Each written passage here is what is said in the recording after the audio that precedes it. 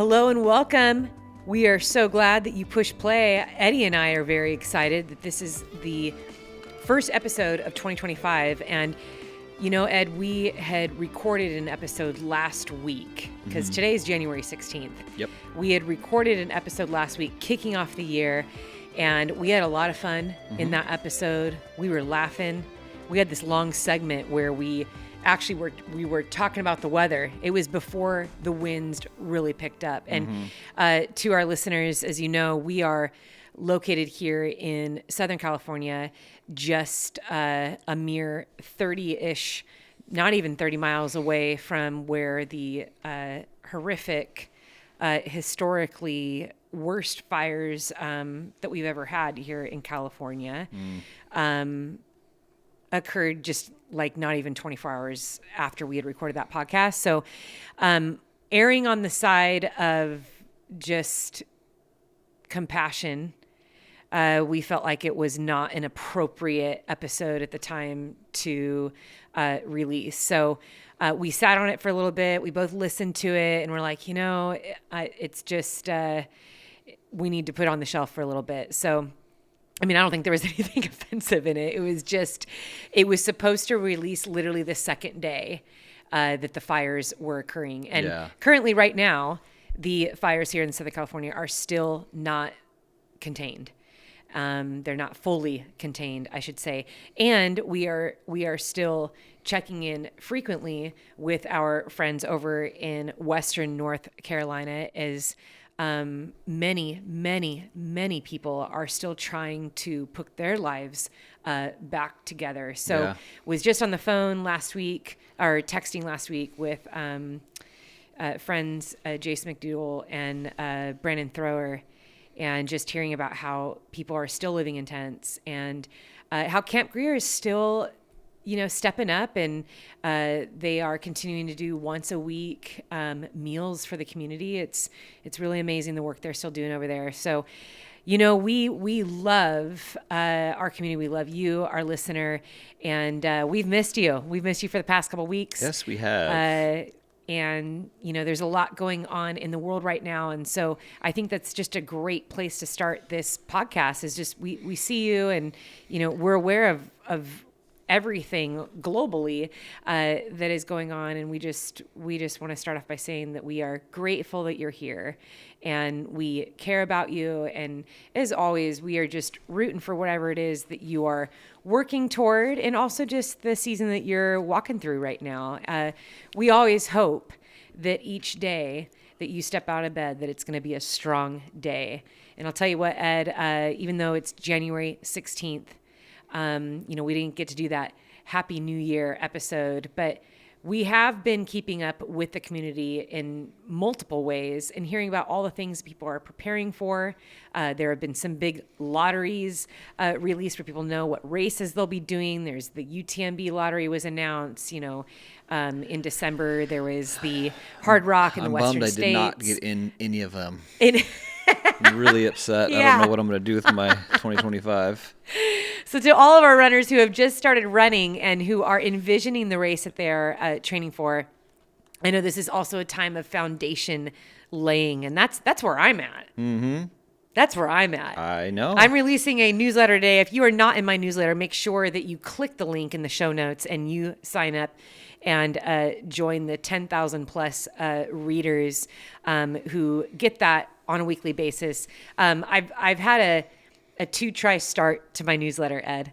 A what? A 2-try? Yeah, I've tried twice to get that thing going. And last year, or actually the year before, I did a couple newsletters.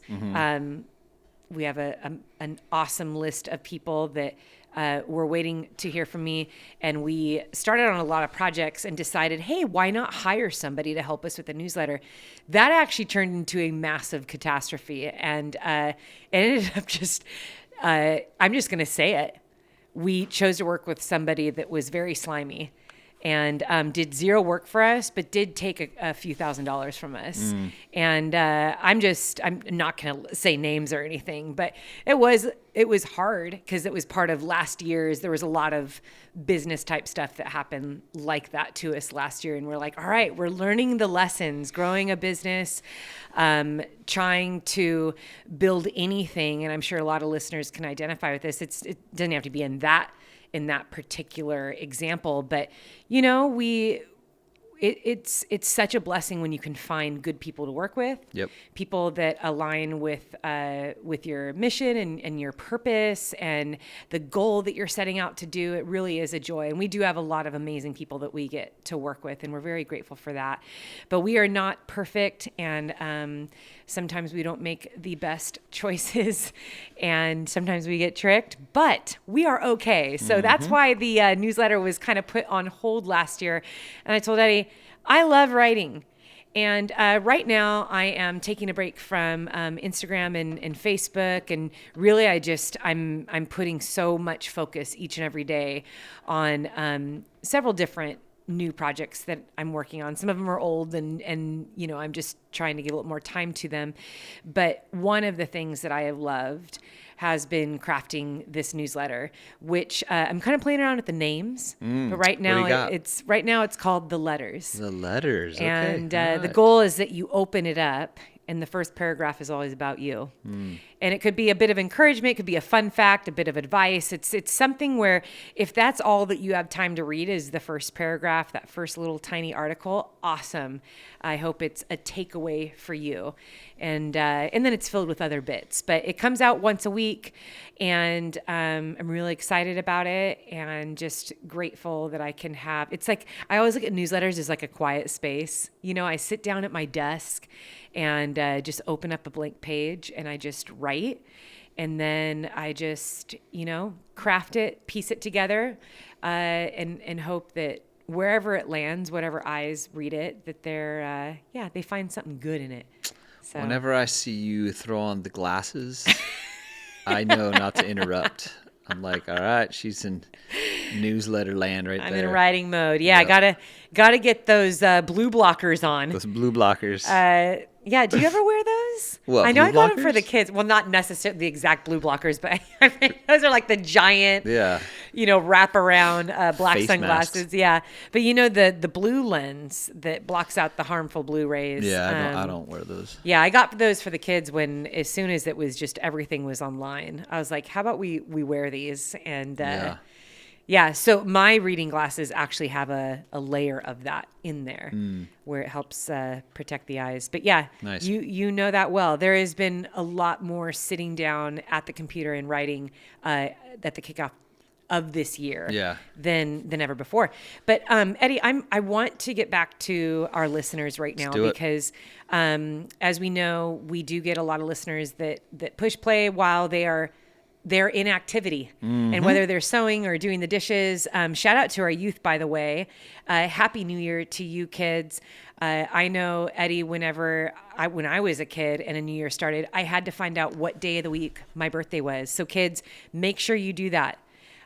Isaiah let me know as soon as the new year started that his birthday is on a Saturday, and he is so excited. And Mackenzie's is on a Friday. So having your birthday on a weekend is really fun. But I always thought the best day of the week to have your birthday was on a Friday, because that's the day that you're celebrated at school. And then usually you go into the weekend and it's party at night. But yeah. So to everyone that is, if you are doing dishes, if you are training or driving, we are very grateful that we get to be a part of your activity. But I'm especially excited, Eddie, to hear about what everyone is training for. So if you are a part of our Facebook community group, we would love to hear about what it is that you are training for. And you can go in there, and Eddie's going to do a post in there. So when this is released, you'll see that per episode number. Is this our I'm not going to say because we have to switch out numbers from the episode that we didn't release. It's a little confusing right now. But per the recent episode, we're going to put up that question in there. We would love for you to respond. We'd love to know what it is that you are working toward this year. And it doesn't have to be a running race. We know that we have a lot of college kids that listen to our podcast who are working toward that degree. We hear from people all the time who are changing careers, which, Eddie, that can be really scary. And I think that you are a wonderful example of that. You've changed careers in pretty dramatic ways 3 times since we have been married. And I'll tell you what, there is, I was really listening to just such a great podcast the other day. And the whole thing was just talking about our perspective on life. And he actually gave a statistic. He's reading about a study where they asked a ton of people. I wish I had more specifics on this, but they asked a lot of people, do you think your best days are behind you or ahead of you? And, it's pretty interesting. The thoughts that started to go through my mind when I heard that, I'm like, man, that's such a great question. So to our listeners, I'd love for you to ask that question yourself. And even after this podcast is over, think about that, because so much of that has to do with hope.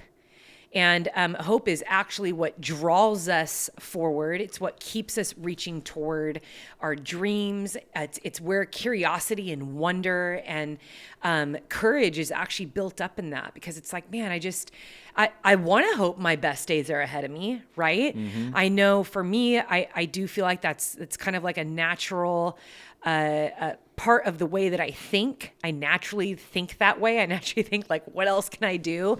And I'm grateful for that. But I don't think that's how we are all wired, especially for some of us are a little bit more logical, cerebral, or critical thinkers. We start to maybe evaluate, what was either lost in our past, or how great we thought things were in our past, or what we're not able to do right now, or what we don't have right now. And so it's very easy to just kind of take tally of things and say, well, I don't have this anymore, so how can my best days be ahead of me?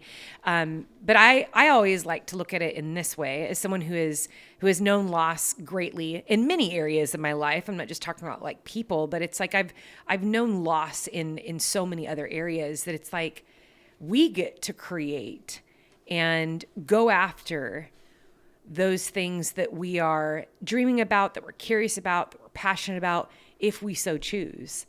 And so, what we believe to be true about ourselves, if let's say in a very simple way, I've always dreamed of doing a 10K. And, that's a very simple example. But if you actually believe there's no way I could ever do that, chances are you're never going to do that. Chances are you will never experience that, because you're just setting yourself up and telling yourself that it's not possible. And I think that life is also like this. So as you run along, as you drive along right now, I just want you to remember that what you set your sights upon, what you believe to be true about yourself, right down to your life. If you believe your best days are ahead of you, live that way. And believe that every day that you get out of bed, because we get one shot at life. And I don't think that the purpose of our life was necessarily just to have a handful of fun, great, successful days in our youth. There's a reason why our lifespan is unknown to us.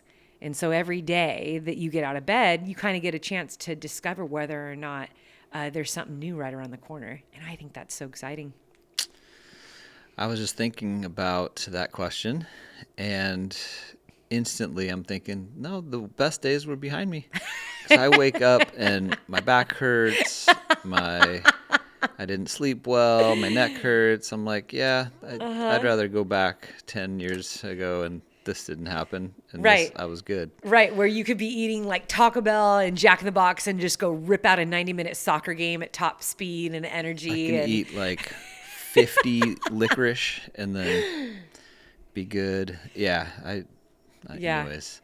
Well, I think too that's a really great point, because I think a lot of listeners are nodding with you and be like, yeah, that's how I feel too. I feel like my best days are behind me because of how I felt in my younger body. And I do understand that, but what is actually the substance that makes our life so great? Mm-hmm.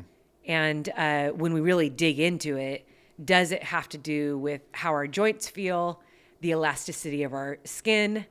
Is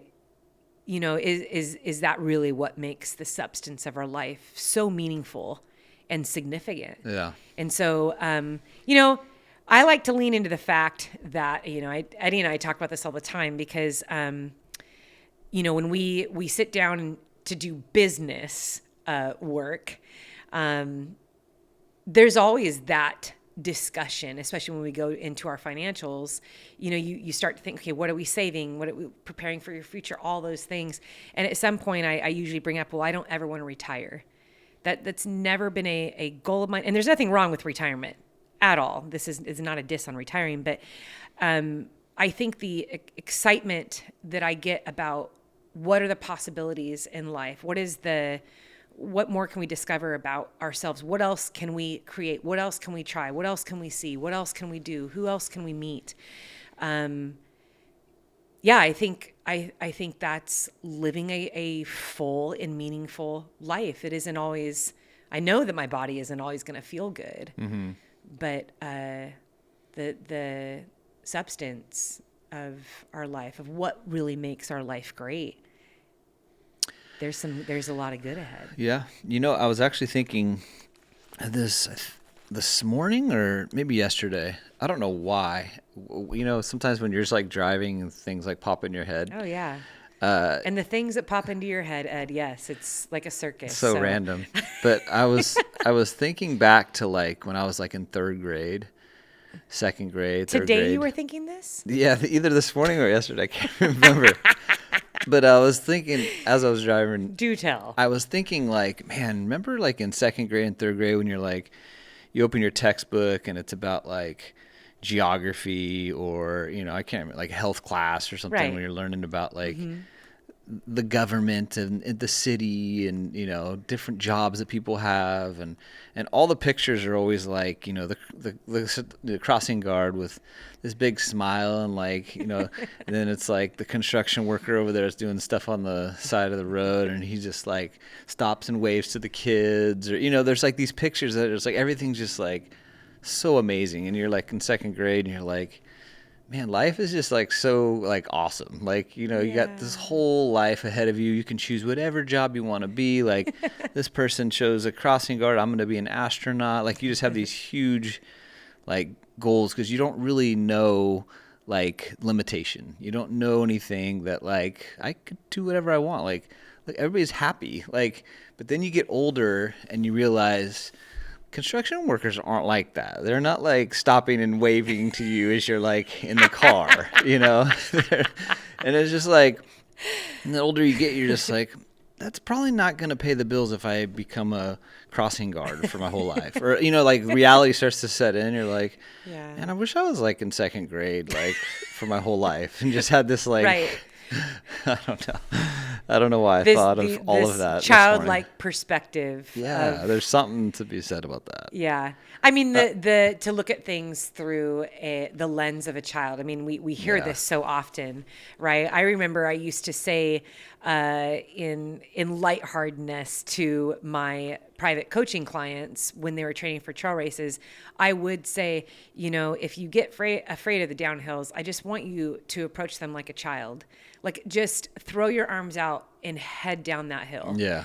And don't worry so much about the rocks and all the other things. It's pretty incredible. If you've ever seen a kid run down a grassy hill, have you ever seen that? Oh, yeah. And they'll tumble over and hop back up and they're giggling and they're just like barefoot and just like hauling down that hill. And it's, man, to be to have that kind of mind where you're not so concerned with all the things that could possibly go bad. Mm-hmm. You're so excited about the fact that you can run downhill and you're going really fast and it's fun. Mm-hmm. And there's a destination that you're getting to. Yeah. And it's simple, but it's so funny because as you were talking about these pictures in the textbook, I remember I'm remembering this, especially Yeah. because I was a teacher, you were a teacher. We can actually have very recent visuals to these things where the editing of those photographs are always bright, Yeah. right? It's like these bright, simple, very happy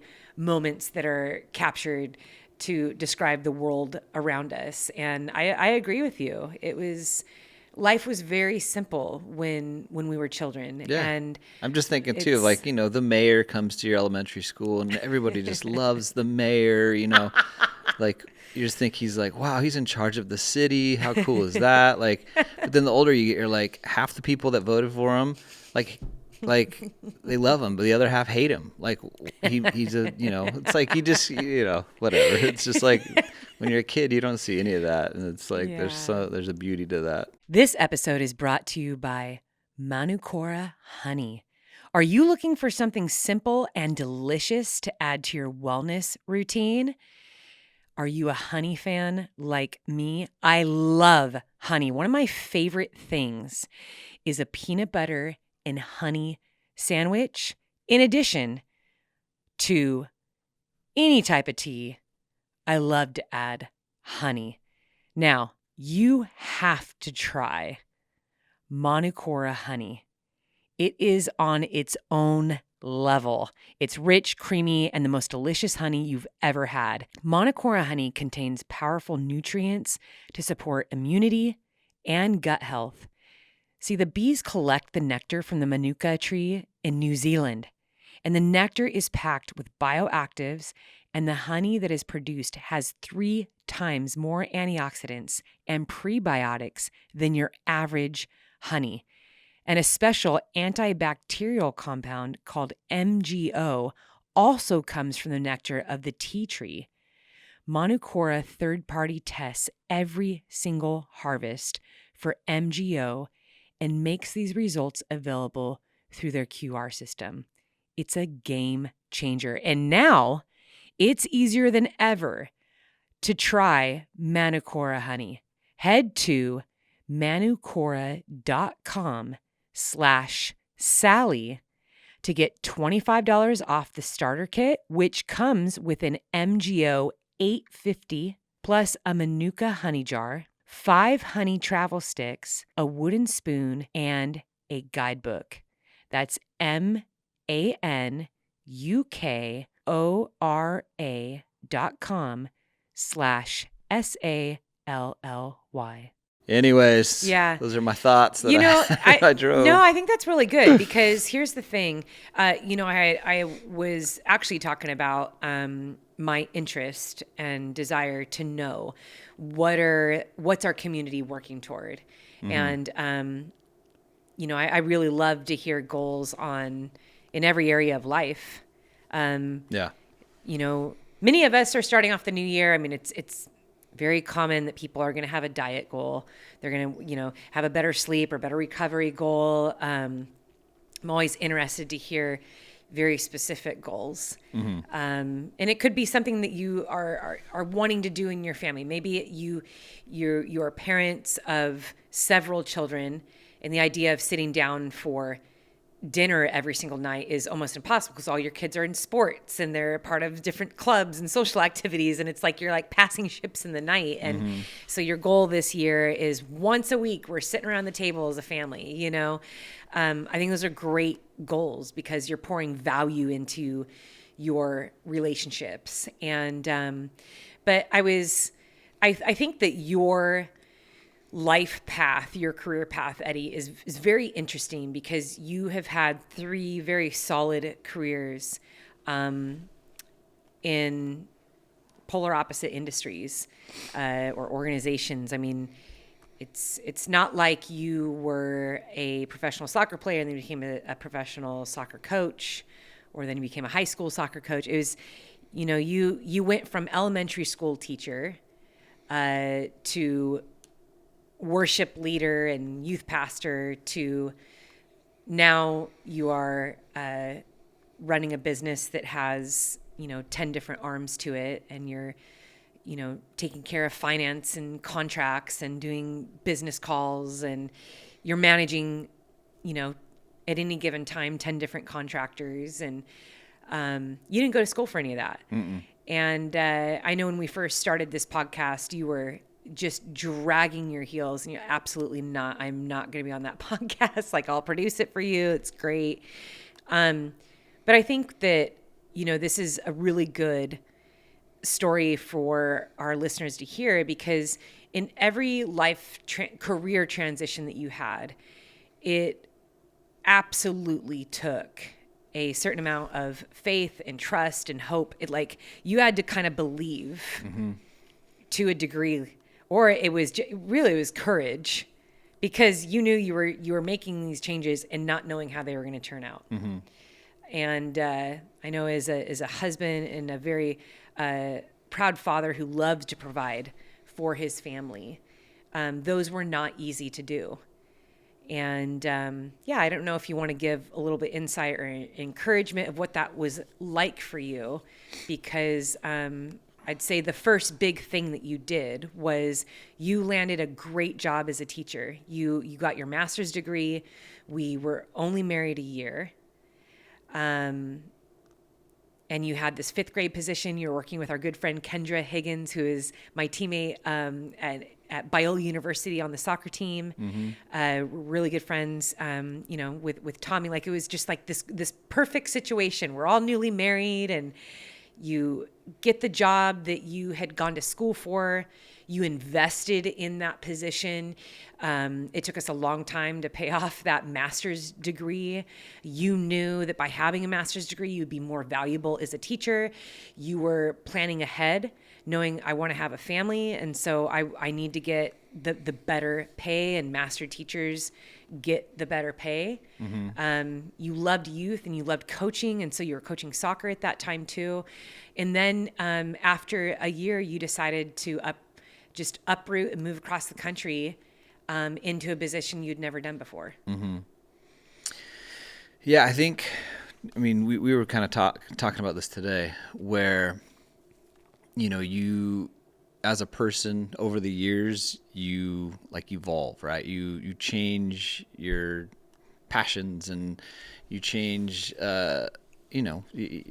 things you like and things that you're into. They're always there's some that stick and stay, but there's as you get older, you just slowly sometimes morph into something else that you're really into, and I think that was part of the reasoning that I was able to jump ship and try something else out, because I went to school to be an educator, and I got my master's, and I taught, and I loved it, but that wasn't enough. I knew there was something I don't know if I want to do this forever. I liked it. I enjoyed it, but I just didn't think I can do this forever. And I don't know why, but I just felt like there was something else out there that, I wanted to try and wanted to use some giftings that I had. So I think that was a big part of it, where, for some people, they get the degree, they get the job, they maybe, especially for the men or the dads, or, that are in a position where they have to bring home, a lot of money for the family. And so when they're in those situations, it's a little bit more difficult to change careers, because it might mean getting another degree or getting in, some type of entry level within the company that you want to, eventually work for. And that might not be enough in terms of money. But I was young, and I was able to, to still do that, because it wasn't pulling in a ton of money as a teacher. But so I guess my point is that part of it is you just kind of evolve as a person. Your passions change, and so I was thinking, what, life is way too short to just be stuck in something that I don't necessarily see myself doing forever. So I just took the chance and tried something else. So, which I've done a couple times now. But I think that's part of it, where it's I just life is short. You don't want to get stuck, and so you want to try something else if it's really tugging at your heart. So I think what's interesting during that time, when you and I had only been married for a year when we uprooted everything, decided to move to Washington, D.C., more specifically Falls Church, Virginia. Yeah. When we moved out there, to my knowledge, you were actually the first McRae in a very, very, very long time to not only just move out of the area, because your whole family lives pretty close to each other. I would say everybody lives within like a 15-mile, 20-mile radius. Uncles, I guess Vince and Katie just recently moved up to San Francisco, but like they're... Yeah, immediate family. Yeah, immediate family was not. Immediate family. I think that's a really important detail in all of this, because conversations we've had with people throughout the years is, when you are raised a certain way, when your family does something for decades, and that's just what we do. Yeah. And if you don't have examples, if you don't see other people doing things, as a kid, we learned so much from how we are raised, how to build relationships, what a healthy relationship looks like, or maybe one that's toxic, what it is to be afraid, to take risks. It's this idea for our parents that our kids are always watching. It's true. It's very powerful as, the older that we get, when we look back and the very specific things we remember about our parents, and whether they influence to say things like, I want to be like that, or, I'm probably not going to adopt that in my life, or I don't want to do that when I'm a parent. Yeah. I think that there was a lot of variables for you that you had to work through, because your family was not easy to leave. I mean, they're great, Right. Very supportive. Everyone's close.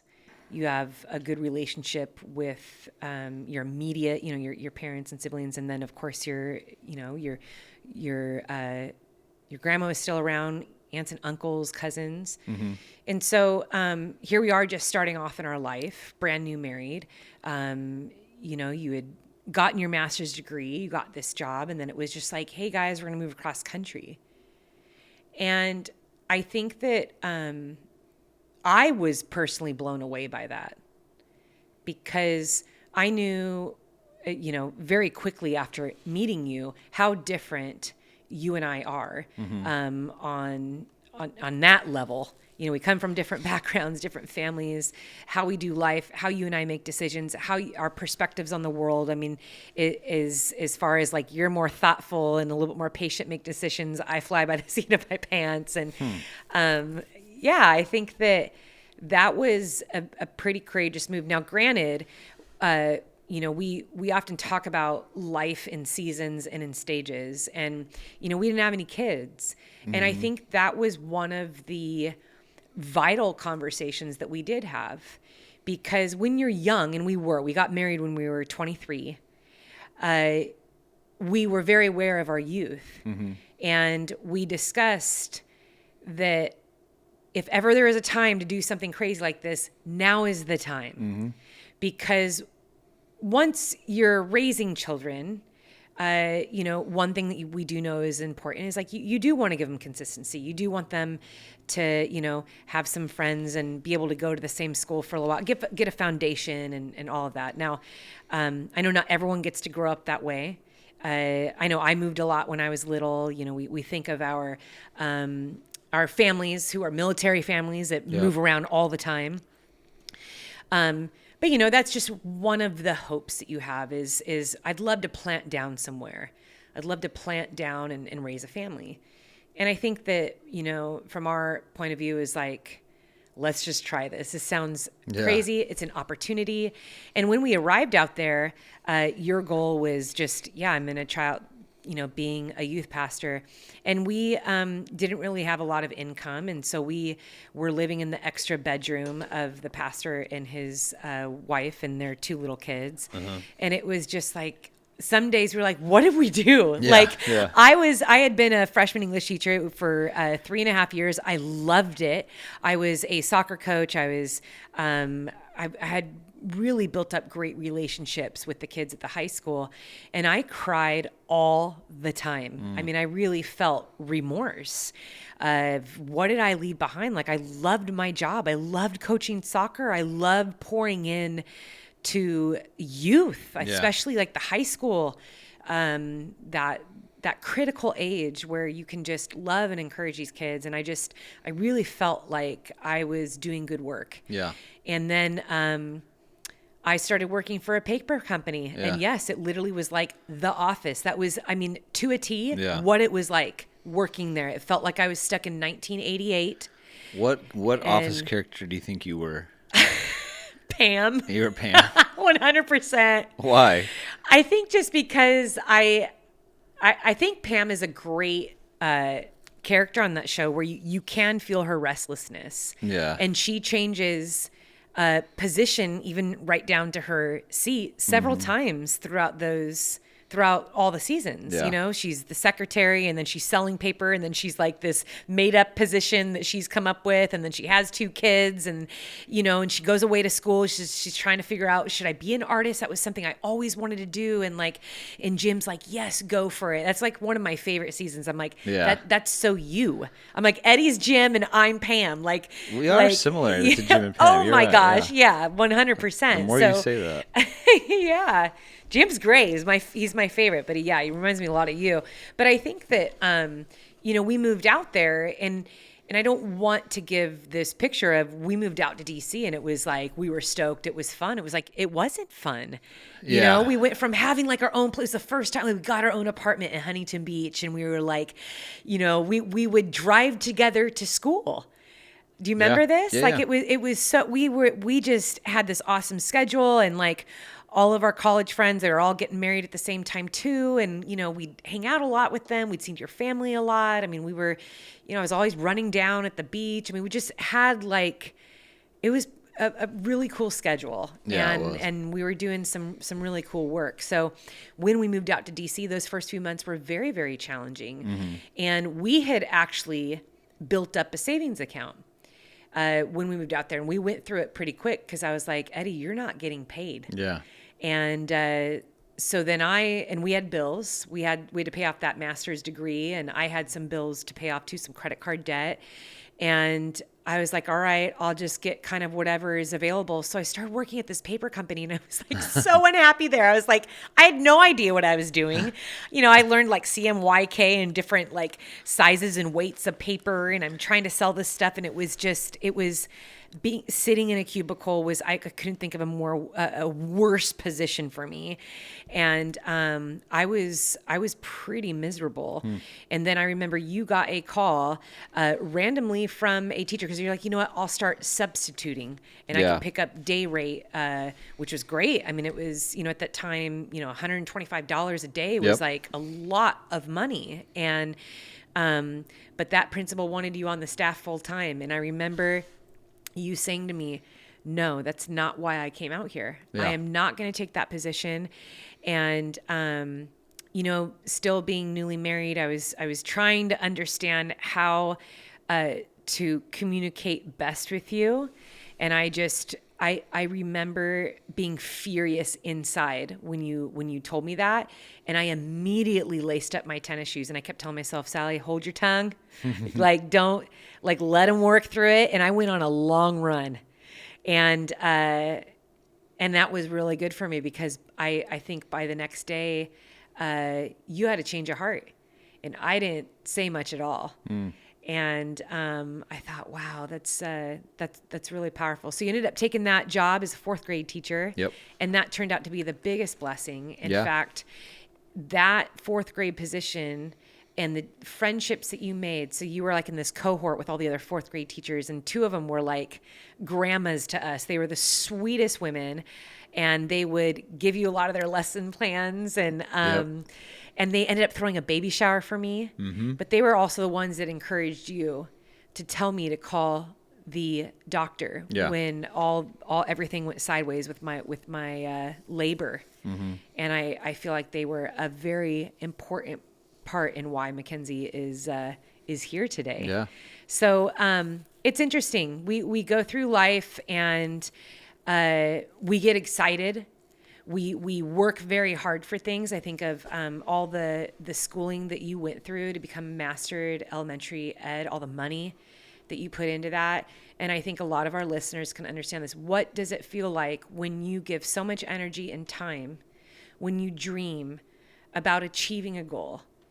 And in this case, it was a career goal. Yeah. And you knew from the time you started college, that's what you wanted to do. Mm-hmm. And then here we were 6 years later, and we are living on the other side of the country, in an old house in the extra bedroom, not making any money, and kind of asking ourselves, did we make a mistake? Yeah. I mean, thinking back to that, it's like, wow, that was from the outside, a crazy decision, right? Like you were mentioning where you were a soccer coach, you loved that role, you were a teacher, loved the interactions with the kids. And we were making good money. You and I Yeah. both at this time were making teaching salaries with no we kids. Just graduated. We had some student loan debt, but yeah, and I landed a job, right away. But yeah, then to uproot all of that and to go across the country where we didn't know anybody except the family we were moving out with. Looking back, it's pretty crazy, actually. Yeah, it is crazy. And I think that kind of ties into how we opened up this podcast. Do you think that your best days are behind you? And I think that even for our much younger listeners, I'm thinking the teenagers and in the 20s, it's easy to, even at that point in your life, to feel like that. It's easy to feel like maybe after a massive breakup, or being fired from a job right out of college that you really wanted. Yeah. To feel like, what did I do so terribly? And long for how things used to be, or long for a relationship that you used to have. And to then move through your life always comparing. I think that's what destroys our future. I think that's what steals our hope and our joy and our wonderment, is always comparing things from the past and what once was, when we're never supposed to live there. Yep. Once you live that day, I can't live Monday anymore. Today's Thursday. We're done with Monday. Hopefully Monday was a day that I can build upon. It's a day that I learned something new. It's a day that of revealing or reckoning or something, but we're always supposed to be moving forward. And I think this isn't putting down too. I mean, I think it's part of our human nature to have moments where maybe a regret comes to mind, or something that we long for, or that we're sad about, or that we remember. But I think it's what we then do with it in that moment. So we're either going to stay chained to it and let it control our attitude, our reactions, our outlook on life, our mood in that moment, or we're going to say, yeah, now I'm going to make it better. And I think that when we look at where we were when we first moved out there, so living in that house, no money, working at a paper company, and then where we were when we left, in a very short 2.5 years, our lives changed dramatically. And when we drove back to California with a 4-month-old daughter, and I was working for Show Hope organization, which is very, very deeply entwined with my passion of caring for orphans and foster children. I was one of their first employees and got to do amazing work for that. I mean, I was able to work in communications and donor relations. I traveled around to some of the concerts, and we did some really, really cool work that I would have never ever dreamed of doing. I mean, existed. I was not qualified in any way, shape, or form for that job.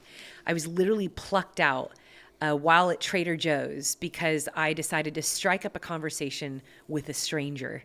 That's really how all of that evolved. Here I am on the other side of the country, and I go from mourning what once was to doing something that I deeply, deeply loved. And because I took that job too, it taught me how to run a business.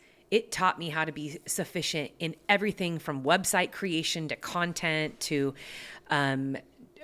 speaking to masses, putting on events, problem solving, working with so many different types of personalities, marketing, advertising. I mean, I had to learn everything. I was put in every single role.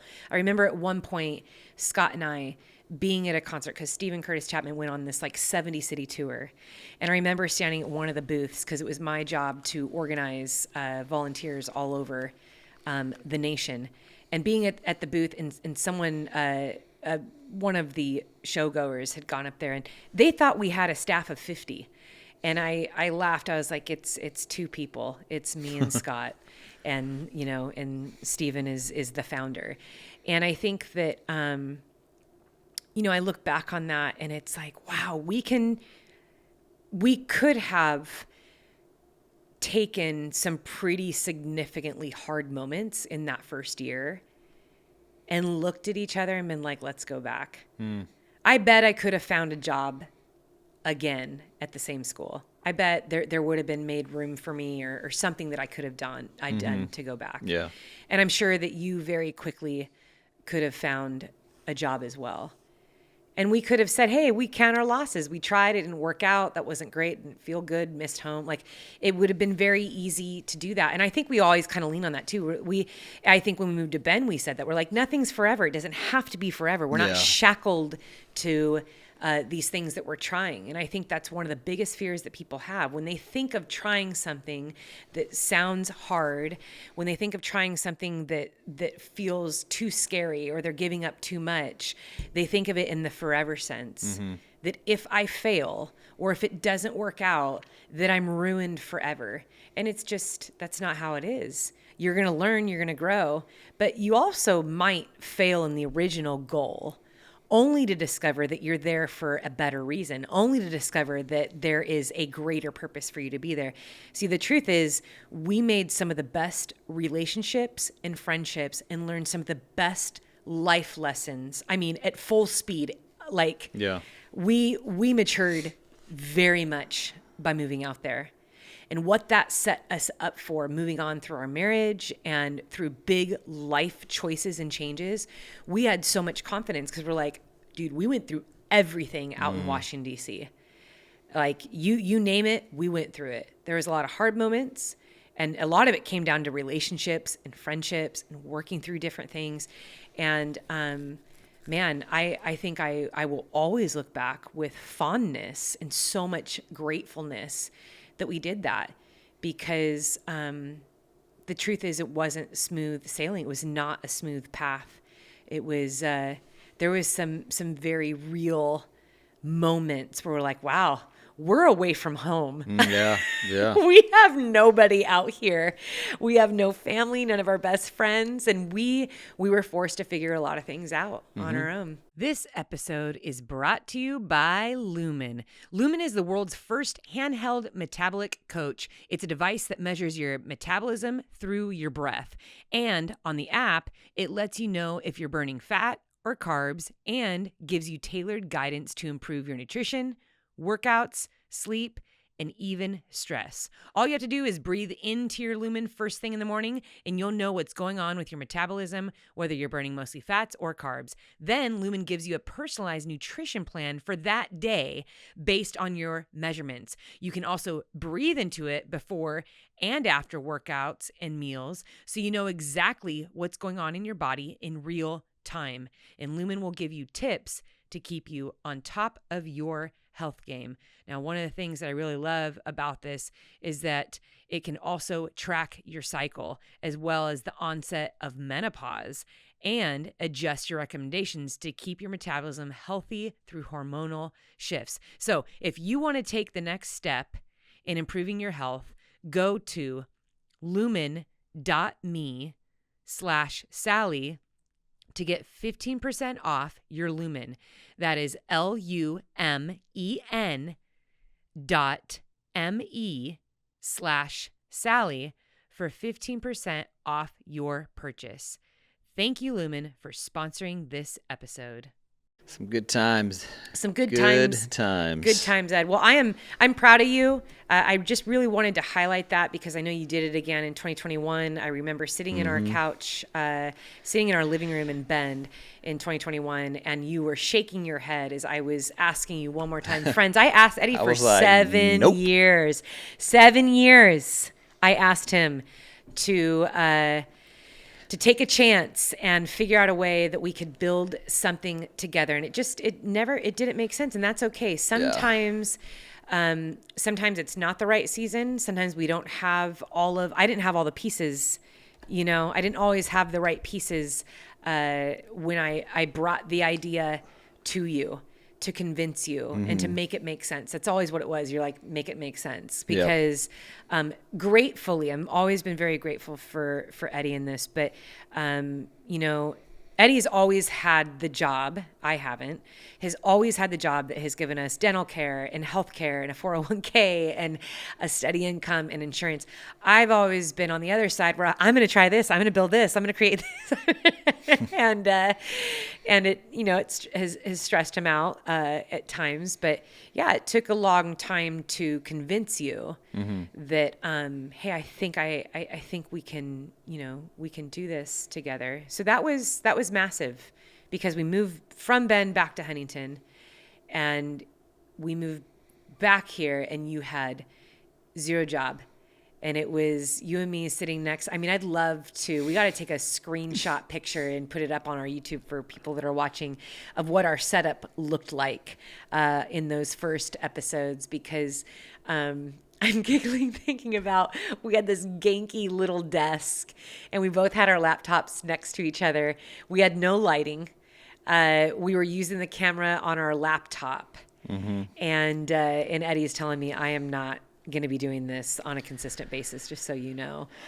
And little did I know that I would be here weekly doing podcasts now with you. Yeah. Well, it's one of my favorite places to be. Is it? It really is. And I think that what would be really fun, Eddie, is we need to take this show on the road.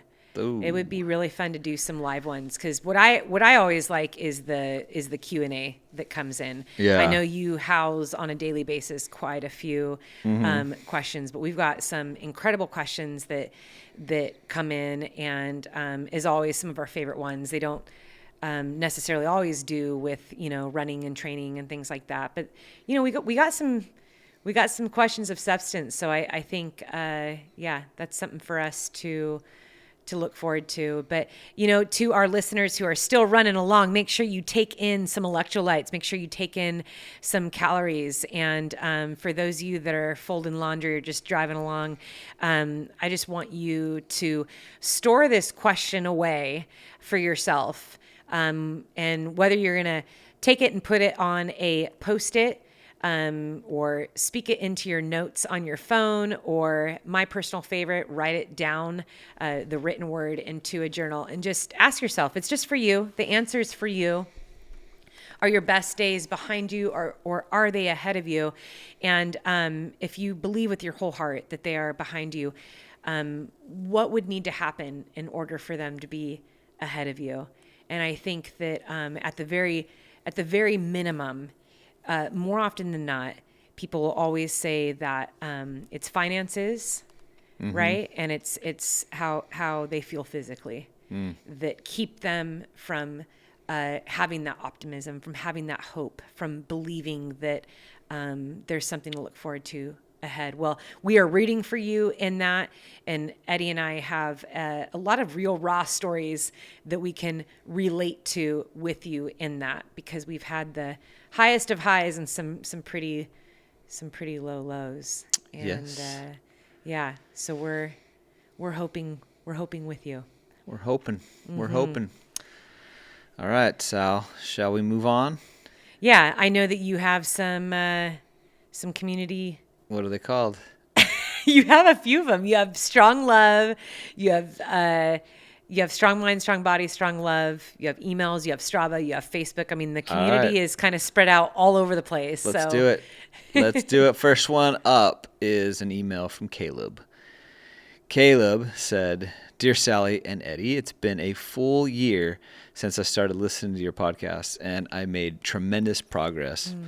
To recap, the year for the year, I ran a total of 400 miles. Wow, that's amazing. I completed a half go. marathon on the road and a 12-miler on trails. I never thought I could do it, but as long as I had y'all in my ear, I knew I could conquer it. As I'm looking forward to this year's goals of finishing a marathon, a half marathon, and at least one trail race. I haven't decided on the miles yet, but I'm leaning towards another 12. Thank you for being in my ears throughout this journey, and I have throughout this journey that I've stumbled upon. P.S. If Eddie signs up for a 100-mile race, I will also sign up for the Cowboy 200, a 100-miler flat." Well, Caleb, I hate to tell you this, but I am not signing up for a 100-mile race. So I don't know if you were trying to do the Cowboy 200, Caleb. But if I'm your Wait, I've heard of that determiner- one. Where is that one? I don't did he know. say? No. I'm gonna look up real quick, but go ahead and keep talking to Caleb. Caleb, Cowboy thanks so much 200. for- I mean, I'm assuming it's in Texas, but Oh, there's Cowboys. I know, but I'm just saying, like, when I think of Cowboys, I think of like the plains of Texas.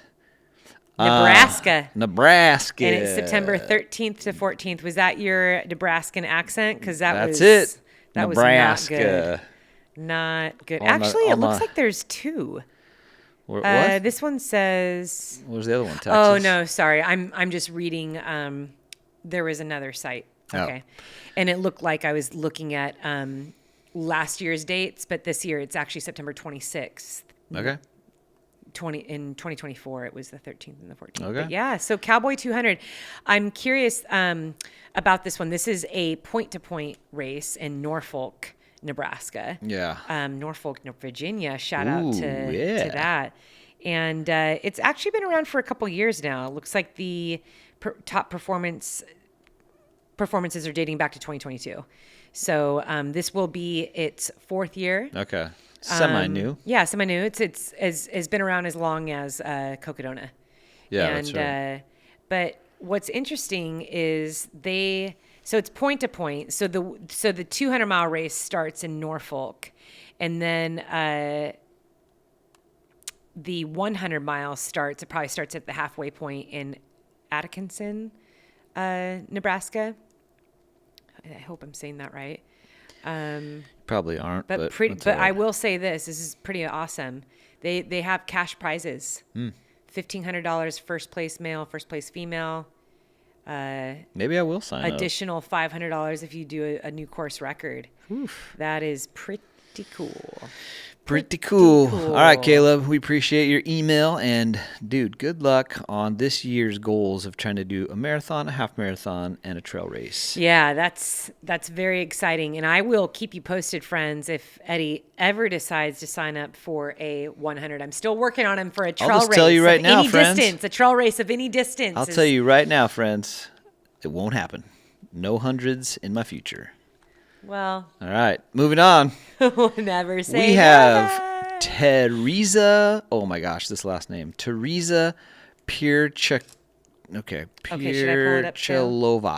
Piracholova. Oh, Teresa Piracholova. that sounds like Russian or Ukrainian, like a Slavic. She's from Czech. All right. Slavic. Oh, Czech. I'm part Czech.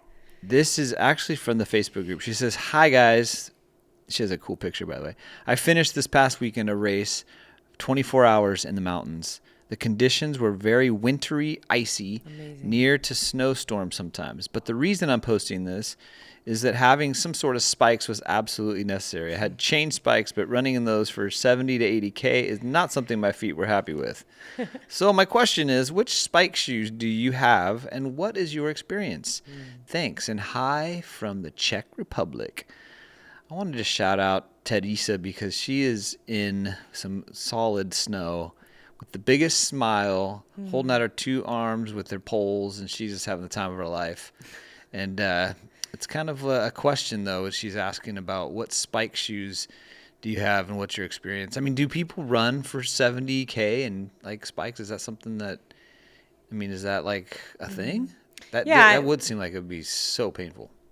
Well, Remember I bought those ones for like the whole family when we were in Bend because it would get really icy. Like Yeah, those are like pretty yak small, tracks. right?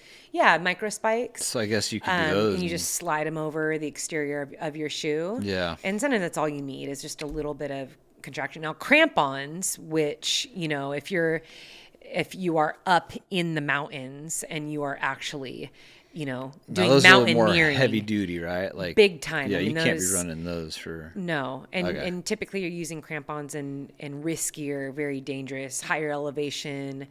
You know, and those guys got like the ice axes and Yeah, usually yeah. helmets. Totally different get up there, but yeah, I've had friends too that literally put screws in their shoes. In the winter conditions because you That's can crazy. put them in, take them out, and you take out the insole, Yeah. drive a screw through, put the insole back in, and they're awesome. It's a really cheap, quick, easy way to winterize your shoes. But I'd say that's great if you are in that day in, day out. Yeah. Whereas what I find, I always have these, they're actually black diamond. They're collapsible. These it's a very, very small pouch bag.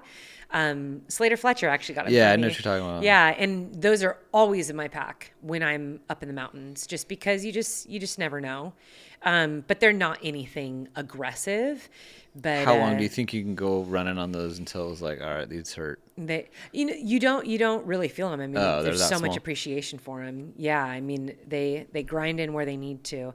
But like I said, they're not entirely aggressive, so I wouldn't say that they keep you 100%, you know, free from slipping. Yeah. But they do help significantly. So this is the season. We have people that are running Yeah. in snow right now. Yep. It's really inspiring just hearing about the temperatures that people run in. Yeah. And the time of day that they're running in these freezing cold temperatures too. You got to get in before work. So, you know, I'm all about the treadmill and in those cold temperatures. But, you know, I have friends that actually, they refuse to run on the treadmill. And so they want to go slashing through the snow. But, yeah, having the right gear in those situations it's essential because it's very easy to get injured in the winter months. All it takes is just one bad footing placement and you're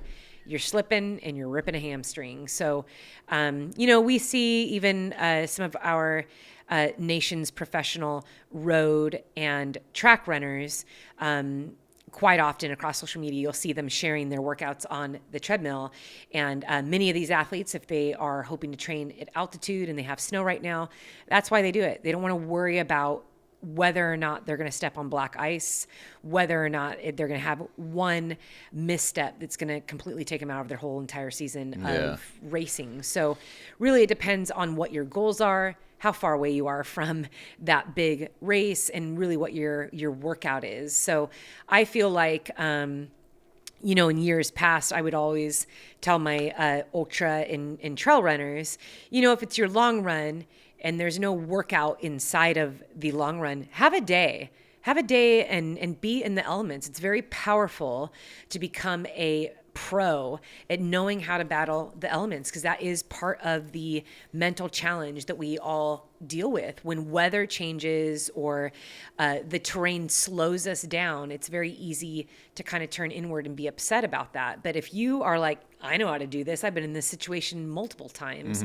you have the right gear, you know how to take care and protect yourself and keep yourself safe, and how to stay warm and what to look for. I mean, that's a thing too. If you've never run in snow, you don't understand potholes and you don't understand what to look for in snow, what black ice looks like, or, you know, the better side of the trail to run on, you know, you can get yourself in a bit of trouble. So yeah, I think the long runs are a great day just for time on your feet. And those athletes that are living in pure snow, you know, if you're able and if it's safe and it's, you know, sounds like a good idea, don't worry about the mileage. Just focus on moving across the terrain for that long run, whether it's 3, 4, 5 hours, depending on the distance that you're training for. And then for workouts, hammer them out on the good old treadmill. Good old mill. Good old mill. All right, Teresa, from the Czech Republic. Yeah, Teresa, you're amazing. Thanks for posting that cool Thank picture you. too. This episode is brought to you by iRestore Illumina Face Mask. This is a great gift for yourself with the skincare glow up you actually deserve. So this just isn't a face mask. It's 360 medical grade LEDs of pure magic, which is double most other brands. So it hits your skin with red, infrared, and blue light all at once, tackling wrinkles, acne, and inflammation. Now, what I really love about this face mask is that I do not have to lay down to get the treatment. And it's only like 10, 15 minutes. I can strap it on at night during my night routine, and I can lay out my clothes for the next day, or I can do laundry. It's very comfortable. And when it comes down to it, it pays for itself very fast. Because I see these red light facials, I'm starting to see those a lot pop up around town, and, they can get pretty pricey. So I'm really excited about this offer that I get to give to you, my listeners. It is for $205 off the Illumina face mask if you use code Sally at irestorelaser.com. That's $205 off the Illumina face mask with code SALLY at irestorelaser.com. And I would love for you to support our show and tell them that we sent you. Unlock your best skin with iRestore. Okay, last one from Strava. Zaylee. Now, Zaylee said, this may be my least impressive workout, but I walked half a mile around my hospital floor. I'm recovering from 2 surgeries and then in internal bleeding. It may be a far cry from the 50-miler I did a couple months ago, but it certainly felt like an accomplishment. So she walked for 16 minutes, and there's a couple pictures of her. Oh, we got to put those up. Laying in her hospital bed, all excited, that big smile. And I don't know exactly what happened or why she's in there, but she said she did some hospital laps with Alice, and she's been there since Friday, a couple days, but then she's hoping to get out the next day, tomorrow. So I'm not sure what put Zaylee in there, but I wanted to highlight her doing a couple laps in the hospital and putting that on Strava, and she went beautiful.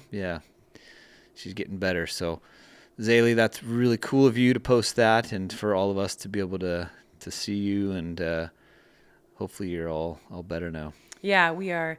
We're definitely praying for a strong and speedy recovery. And, just listening to you, Eddie, read that, there is some enthusiasm that came through there in her message, which I really do appreciate.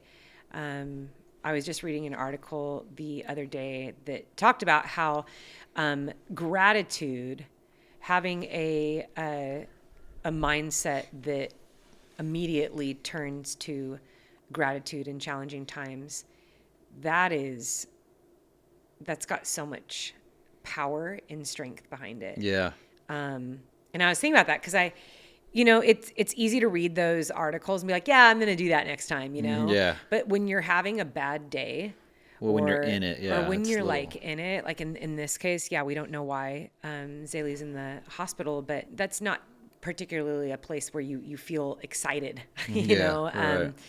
Right. When you're going in for an injury or surgery, and I think that this idea of looking for reasons to be thankful, that's there's studies and studies and studies that have been done about people who have worked through some really challenging situations, and also even in work, in career, whether that's, your business is taking a big slump, things aren't going well. I'm thinking of people in California and North Carolina right now with what they're going through. It's definitely it's not necessarily like a statement that I would just come out and say to somebody who's lost their home. And we personally know 3 families who have lost, 4 now, who have lost a home. And, I don't think I would go up to them and be like, hey, make sure you keep an attitude of gratitude. Right. It's like, it's definitely something that we, I know I could do better at practicing that just on a daily basis so that it becomes a part of who I am in those situations. And I've been amazed talking to people who have lost a home, who they themselves on their own admission said, it could have been worse. I'm so grateful that, my family's okay, that my pet is okay, really pointing out all the things that they are grateful for just on their own. And I have been blown away by that because, we don't know what that feels like to return back to a neighborhood to complete ash and have to figure out all the things. But I think that it is something to consider. How can I make that a habit in my life when things feel stressful, when I feel that pressure? One of the to our runners, and this is just me putting on a coach's hat right now. For those of you that are training for races, or if you want to think back to maybe a race in the past that was really challenging for you, or maybe it was a race where you had a DNF or an injury, or you really missed your goal and you were upset about it. One thing that I learned this a long time ago, and I'll tell you it works. And so I love to pass this along. But one thing that helps in those situations, so when you're working through it in the middle of a race, is to look for somebody to encourage.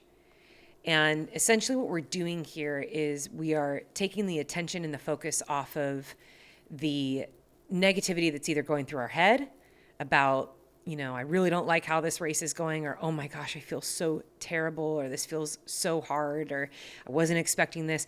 You're taking all thoughts off of that, and you are instead, I think of Surf City Marathon, it's so perfect. There's several times where you turn around and you pass runners coming at you who are all coming toward the mile marker that you passed 2 miles prior.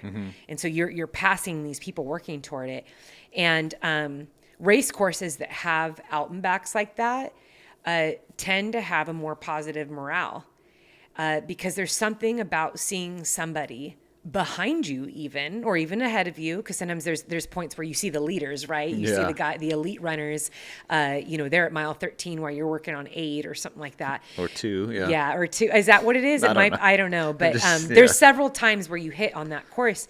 And I think there's something about being able to actually see both people that are working hard in front of you, that are just, they're okay. Those guys are winning. They look amazing.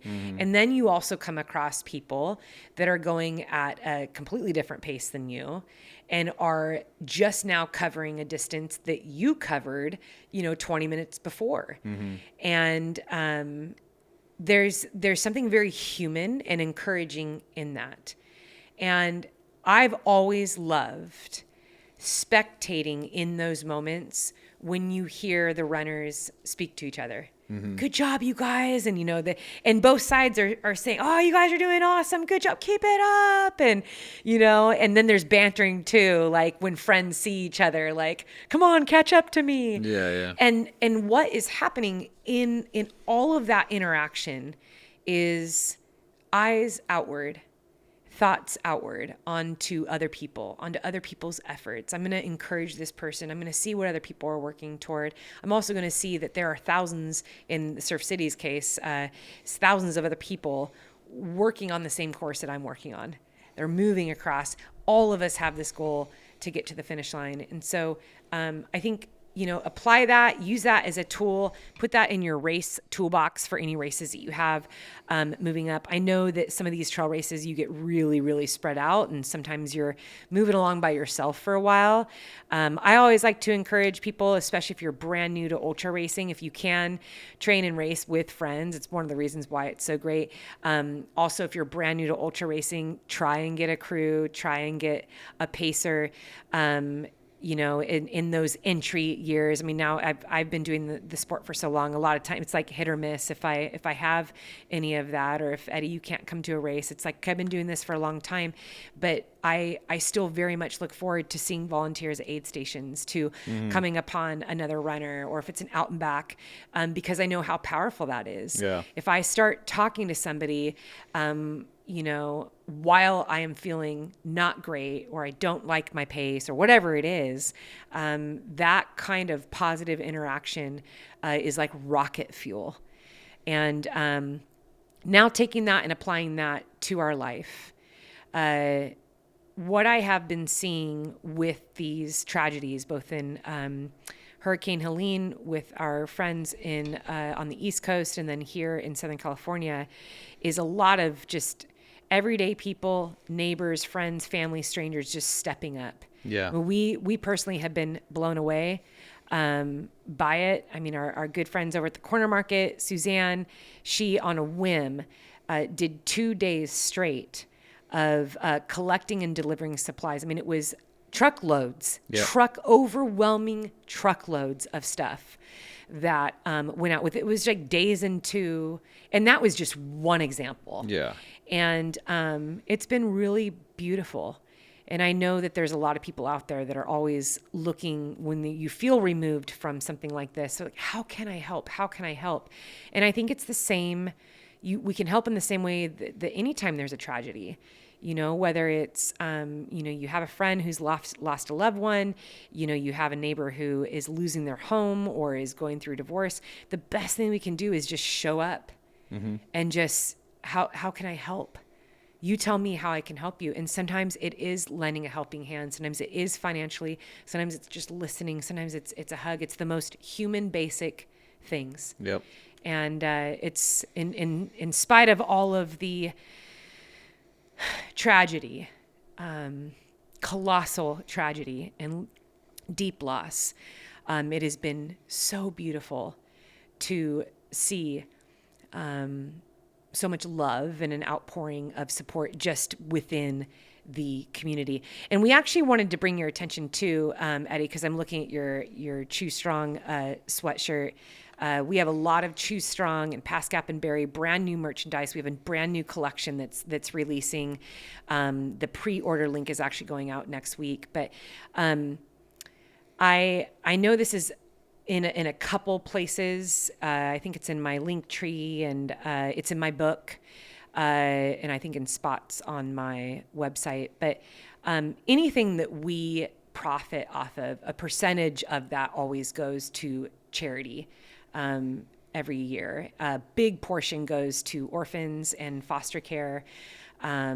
We've been very, very grateful to give to Western North Carolina, and also to the fires. So we just want to say thank you for those of you that have purchased the app, for buying merchandise in our store, for buying my book. Anytime you watch any of our YouTube stuff, we have sponsors here on our podcast now. It's very important to Eddie and I that we recognize that, when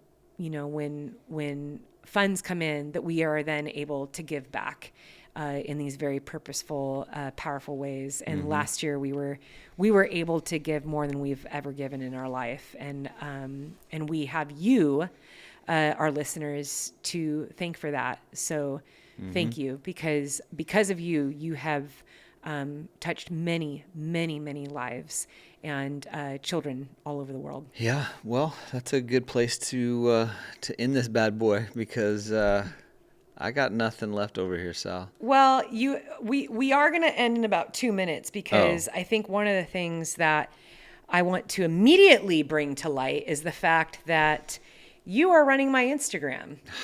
And it's the best ever. I'm doing this 40-day challenge, and I am 10 days into it, so I have 30 days left. And my goal really was, there's a lot of good that we like to do in social media and online, that we, whether it's creating encouraging content or just the way that we create community and connect with people. But I really wanted to take this time to just take a break and really just focus in a quiet way on work. And then also it's been just a good rejuvenating season for me to reset and really evaluate and examine what it is that I'm doing, because it's been a busy last few years and we've had our hands in a lot of different projects. And I think it's easy when you love your work to just say yes to everything, and to be distracted by that and miss out on doing the most purposeful work. And that really is my desire. So we have a lot of new stuff that's in the works, a lot of things that I'm so excited to share with you, our listeners. And but yeah, the content that is being put out, half the time I don't know what is going on that Instagram, but It's good stuff. I'll But tell then you there's that. also stuff too that and thank goodness there's tons of other apps where I can create content for Instagram, and I just give it to Teddy. I'm like, okay, let's post this and put that up there. But I just want you to know that until February 8th or 9th, that when you send a message or comment on my Instagram or my Facebook, that is Eddie. And he's having the time of his life. I've been having fun So- answering a lot of people's coaching questions, and hey, my what do I gosh. do if this comes No. up in a race? No. Hey, I'll tell them. I'll give them my advice. So be careful what you ask. Oh my gosh. It's someone. I posted a picture yesterday of us on the treadmill, and I may I or bet that was may adorable. not have said, "Hey, we just got on the treadmill and we raced and I won or whatever." Wait, I won? We So raced? some people were asking like, "Hey, did you get a head start? Did you start an hour earlier?" Oh my gosh. And Eddie, your face is really red. All Right. these things, and I mean, we're here to tell the truth, and Yeah, we are. I can't remember exactly who won. Oh, But I'm man. pretty sure it was close. Was I aware that we were racing? I think it was close, but I think I edged out at the very end there. That's interesting. Can't remember exactly. You but guys, the thing is that Eddie does read me all your comments. So I do, I know. we do have fun. The thing for me is just I'm removing myself from scrolling. I'm removing myself from I love it. I should have wrote this down when Eddie said it, to quote Eddie. He's like, "Oh my gosh, Sally, don't you know how many comments and messages I'm getting? This is like a lot of work." It's a And lot I of was work. like, yeah, it's a lot of time focused on that, but it is important to me too, because I really value the interactions and yeah, it's a lot of. the I don't know if the I can go community. another 30 days. But it's tough. But it has been fun too, because I guess in a way we are sharing the account right now. So I appreciate you responding and doing all that. But yeah, sometimes there's stuff that's released that I don't know about, and I think that when I come back online, I will probably be surprised by probably find out. by a lot of. I keep telling Eddie, I was like, I might come back to 5 followers. I don't No. know. I think It's, you're gaining a lot of followers right now. It's all because of me. Oh my gosh, Eddie! Before we head out, I'm really curious about what you're working on this week. So, what are your goals for this week? And I'd actually like you to categorize them physically. Okay, I want to know what your physical goals are, and I would love to know what your business career goals are. I don't think For the that week? a lot of people know. All right, ready? Yeah. Okay, so for the physical goal, I have no. Okay, I'm gonna just be real right now. I have to run that half marathon in 2.5 weeks, and I have zero desire to run Right. during the week. So I know I need to get out and run, and I'm having a hard time doing it. But so that's what I should be doing. But that's not my goal, I guess, because my goal is to lift weights and get in the gym every day, and I've been pretty good at that. But I do have that 13 miles coming up in a couple weeks that I do need to probably focus on. Eddie asked me to join him at the Surf City half marathon. He's like, just run it with me. It's Why still don't you? open. So I might. It'll be kind of fun. And I told Eddie, like, let's run walk it. That would be so much fun. As long as you don't talk to me the whole time. Let's dress like twins, and we'll just go out there and make some friends. So if you are doing the Surf City Marathon, we want to know about it. No matter what, Eddie will for sure be on that start line. I might be chasing around on a bike on the course and cheering for you, or we might be doing it together. But it is, I have to say, Eddie, over the years, your stubbornness to, I don't care, I signed up for it, I'm doing it, yet your reluctance to want to actually train for it is hilarious. I know, it's really weird. You have officially, though, long years ago, outdone me in the number of half marathons that you have done. Mm-hmm. You've run quite a few. It's the one category I'm winning. I love that. I think the half marathon distance is a fantastic distance. It's the first step into a pretty tough endurance distance. 13.1 miles is far. And so, when you step up from the 5K and the 10K, and now you're into a solid double-digit number, those long runs get real. So I'll be cheering for you for that. Is there anything else that you are working on in your business career goal for the week is to close the laptop by 5. It's 5:07, Sal. We need to close this up. Right. You're not allowing me to hit my goal. Do you consider this, though, like business work yes. side? Because you're not like taking emails. You're just like making sure that the audio is true. Okay. So like when we are done here, you'll shut down the That's my laptop. goal, but where did that come from? What is that? Is that categorizing your day into these increments of work and yeah, trying to set some boundaries. I've noticed that you're not taking cream in your coffee.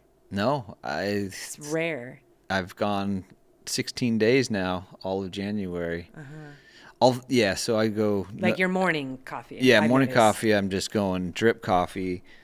Just black. And I'm really liking that. Got used to it. It's good. And today, first time in a long time actually, I had a caramel macchiato this afternoon. Yeah, that was on our date. That was Eddie took me out to Thai for lunch today. It was very pleasant. We walked to lunch. Yep. We went to Thai. We talked. We were actually having a little business conversation, but then you were like, "I think it's time for an afternoon coffee." So caramel macchiato, and I'm not gonna lie. As soon as I finished about half of that, I felt bloated, and my stomach did not feel great. Right. So for those of you still running right now, and are looking for a bathroom, well, Eddie, I appreciate you sharing that with me again. Listeners, make sure you head over to the Facebook page and look for Eddie's post where he is going to be asking what it is that you're working toward. I'm afraid to say in 2025, I really love, I love breaking it up into quarters. So the first quarter of 2025, because we're going to revisit this, what are you working toward? And, that's definitely how I always break down my year into parts. So personally, I am laying a very thick foundation for, a particularly rough route that I'm hoping to cover later this year. I will talk about this a little bit in my newsletter and in the next episode, but I took 30 days off of no running or lifting, and it was very revealing. And so now I am building back up from that. And so that's where I am right now. This quarter, what I'm working on is a good, strong aerobic and strength foundation. And I'm also trying to prioritize my day in 2 categories because I have found that if I can put things in buckets, it's kind of like when you're teaching your kids how to organize, like this is where the shoes go, this is where backpacks go, this is where socks go, it brings clarity. And we have a lot of moving parts right now, and that's something that I'm trying to work on, is just better organization with what I'm doing at what time of day in and day out. So more on that later. But I'm going to go ahead and sign us off here, Eddie. Let's do it. By ending with, just a few encouraging words. I could sing. So long, farewell, I need to say goodbye. Friends, we have so enjoyed. I've so enjoyed my time with you, Eddie, sitting there across the table from me. But as always, I'm envisioning our listeners at the table with us. So thank you for listening. Thank you for pressing play today. But most importantly, thank you for showing up for you today. Thank you for being here. We love you. We support you. We are rooting for you in all that you are working toward. And we're going to keep on saying, keep choosing strong in all you do.